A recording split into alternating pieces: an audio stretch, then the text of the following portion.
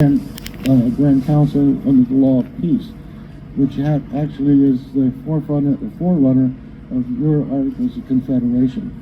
It starts out that long before the people from across the sea came to this turtle continent, there were nations of the people that we call the Iroquois-speaking people that were at war with each other. And they fought and fought and fought, and it killed off the women and the children and everybody else in their wars, and it was a very sad time.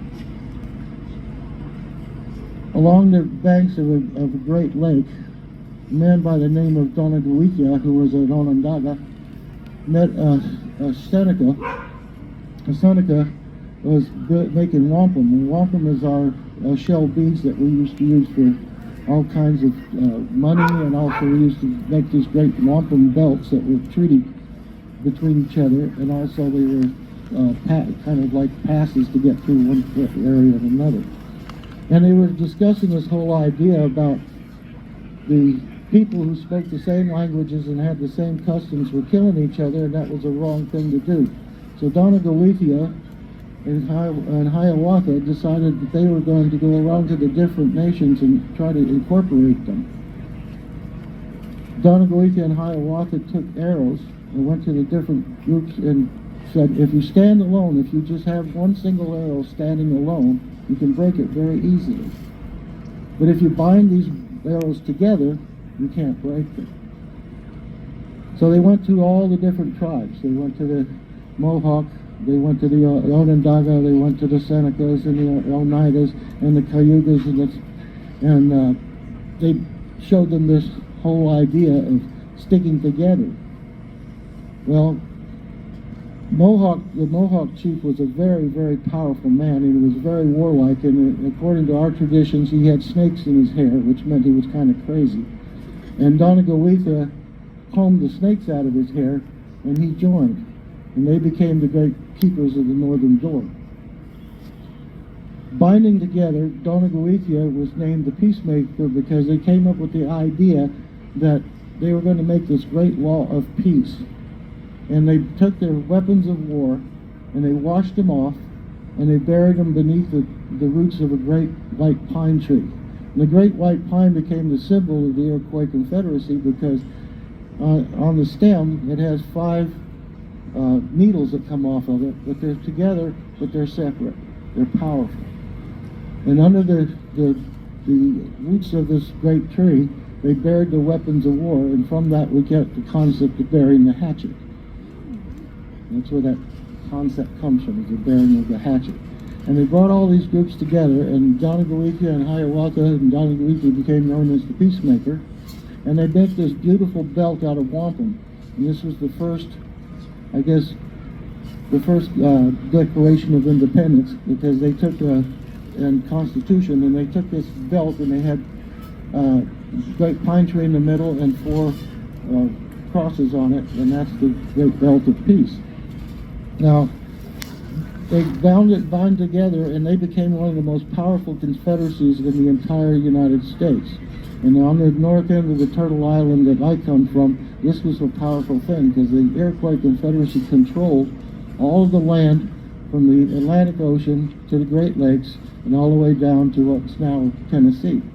And later on, the Tuscarora were being ousted from their lands in Tennessee, and they came up and asked for permission to join the Iroquois Confederacy. So the 5 nations became the 6 nations which it is today. Now, during the formation of the United States, of course, they had the Great War between the French and their Indian allies, the French and Indian War. And the French had the Huron Confederacy, and they had the Abenaki and the Onondagas and some of the others. But the Iroquois Confederacy had made treaties with the British and the colonies. So with that, they were able to defeat the French and Indians during the French and Indian War, or else we'd be speaking French right now. And so the Iroquois Confederacy also, when they were trying to get the United States together, Benjamin Franklin and Thomas Jefferson actually went around with the arrows, and they showed the colonies that if you stand alone, you break, but if you bind together, then you become very powerful and very solid. Now, during the Revolutionary War, the Iroquois Confederacy is kind of broken apart a little bit because some sided with the British and some sided with the colonies, just like some of the colonies did, the people that belonged to the colonies. But with that came the Great American Seal. When the Americans finally got together and formed the United States of America, the Great Seal of America is our symbols. The bald eagle is our symbol. Franklin wanted a wild turkey, but I guess you can drink that. But the great bald eagle is the symbol of our calumets, our great peace pipes. And they're not only for peace, but they're to seal bargains with. And so the arrows that are in the fist of the eagle are the remnants of the Great Law of Peace, and also some people say it's a olive branch that's in the other claw. Well, some of us say no, it looks more like sage, and sage is one of our four sacred herbs that we use for incense.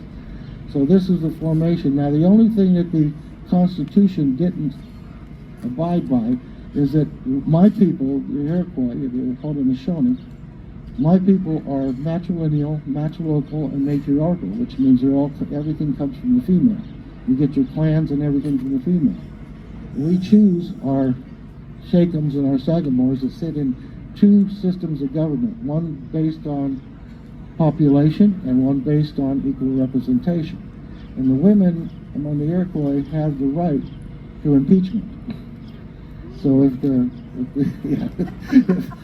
the guys are screwing up, and the women go in and they have a process called dehorning. Dehorning sounds pretty ominous, but what it means is we wear what is called a man's hat. We don't wear war bonnets and all that kind of stuff. We wear what is called a man's hat, or a gashtoa. And on the gashtoa of the leaders is deer horns. And when they are not doing what they're supposed to do, the clan mothers get together, they go down to the willow and get themselves some willow lifts, and then they come back up and tear the deer horns off the gashtoa and beat them out of office. Which would be a great idea, I think. But that's the story of the Iroquois Confederacy and the Iroquois League, which is still powerful today. In fact, we make our own passports, just in case.